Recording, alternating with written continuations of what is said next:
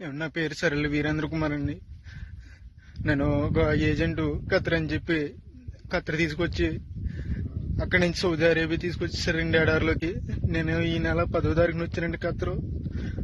అక్కడి నుంచి 11వ తారీఖున సాయంకాలం నన్ను సౌదీ అరేబియా ఎడారిలోకి తీసుకొచ్చేసారండి.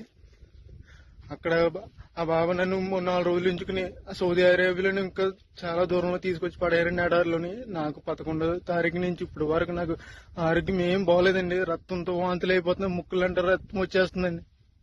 ఇప్పుడు వరకు బాత్రూమ్కి వెళ్ళలేదండి, నేను బాత్రూమ్ రావట్లేదండి. చాలా ఇబ్బందులు ఎదుర్కొన్నానండి. ఎవరైనా పెద్ద మనసుతో నాకు సాయం చేయండి. నన్ను ఈ నరకం నుంచి నన్ను కొంచెం బయటపడండి. నన్ను ఇక్కడ తీసుకొచ్చిన ఏజెంట్ కి నేను వీసాకి 1,70,000 ఇచ్చానండి. 1,70,000 అప్పు చేసి ఇచ్చామండి, నేను మా కుటుంబ సభ్యులందరూ. ప్లీజ్ నన్ను కానీ ఇలా వదిలేసానండి. 10 రోజుల్లో కనుక నేను ఇలా ఉంటే కనుక చచ్చిపోతానండి.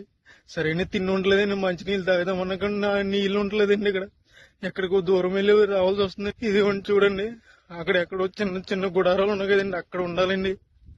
అన్ని వంటలేనండి, ఇవన్నీ వంటలేనండి.